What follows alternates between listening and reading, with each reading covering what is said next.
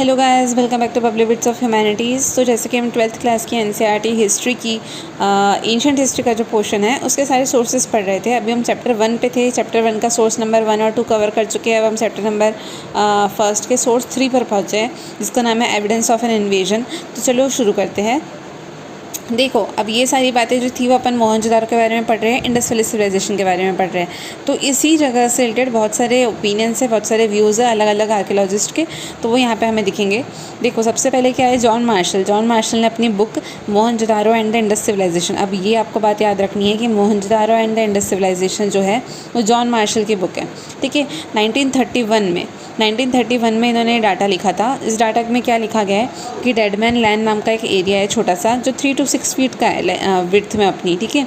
इस एरिया में हमें बहुत सारी बोन्स मिले हैं, बहुत सारे स्कल्स मिले हैं जो 4 फीट 2 इंचेस की डेप्थ में पड़े हैं, कभी डायगोनली पड़े हैं। अब देखो, ये जो इन्होंने डाटा लिखा उस बेसिस पे बहुत सारे व्यूज़ है, जैसे कि REM व्हीलर जो थे डायरेक्टर जनरल ऑफ ASI थे। ASI क्या होता है? Archaeological survey of India.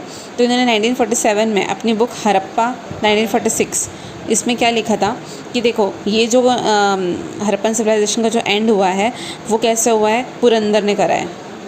अब आप पूछोगे पुरंदर क्या है, तो देखो, ऋग्वेदा आपको ये तो पता है 4 वेद होते हैं, जिसमें से ऋग्वेद सबसे earliest known text in the sub continent है, ठीक है। तो उन्होंने क्या बोला है कि ऋग्वेदा में फोर्ट को क्या होता है, पुर होता है, और फोर्ट डिस्ट्रॉयर कौन होता है, इंद्र होता है, उसको पुरंदर कहते हैं। तो ये कह रहे हैं REM व्हीलर कि पूरा के पूरा इंडस वैली सिविलाइजेशन का ख़त्म किसने किया है, वो किया है इंद्र ने, ठीक है। अब यहाँ पे क्या बोल रखा है कि जितने भी क्लाइमेटिक, इकोनॉमिक, पॉलिटिकल डिटोरेशन ऐसा तो सब वीक हो गए, पर ऐसा हुआ कैसे? लार्ज स्केल डिस्ट्रक्शन अगर हुआ है, इतने सारी अगर स्कल्स मिले हैं, तो एक साथ कैसे हो सकता है? वो तो तभी हो सकता है ना जब पूरा के पूरा फोर्ट ही कोई डिस्ट्रॉय कर दे, सारे की सारी पॉपुलेशन ही तबाह हो जाए एक साथ। तो इसने इंद्र को अक्यूज़ बता दिया है कि इंद्र की ही सारी की सारी गलती है, ठीक है। पर अब जैसे REM व्हीलर ने एक बात कही, अब फिर उसके बाद जॉर्ज डेल्स नाम के एक इंसान है, उन्होंने अपनी the mythical massacre at Mohenjodaro, इस बुक में क्या लिखा है 1964 में, इस बुक में क्या लिखा है कि देखो, ये जो आप बोल रहे हो कि बहुत सारे जो अपन को बोन्स मिली है, बहुत सारे स्कल्स मिले हैं, वहाँ तक तो सही है, पर क्या इंद्र ही जिम्मेदार है इन सब का?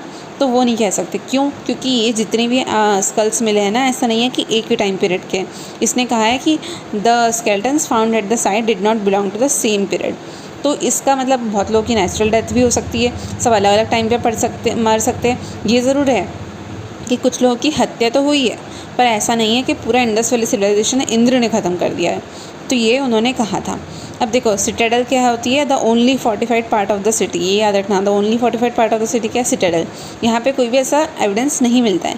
तो इस बात से हमें क्या समझ में आता है कि अगर री एग्जामिन करते जाए, ध्यान से देखते जाए, तो अलग अलग इंटरप्रिटेशन निकल सकते हैं। जैसे कि जॉन मार्शल ने डाटा दिया, उसके बेसिस पे REM व्हीलर ने कहा कि इंद्र ने सब कुछ ख़त्म कर दिया, पर फिर उसके बाद जॉर्ज डेल्स ने स्टडी करी, उसमें मिला कि भाई ये जो ठीक है, यहाँ तक जो है कि बहुत सारे बोन्स मिले, स्केलेटन्स मिले, वो तो सही है, पर सब एक पीरियड के है ही नहीं, सब अलग अलग पीरियड के हैं, तो नेचुरल डेथ भी हो सकती है। तो ये अपन इस चीज़ से समझते हैं।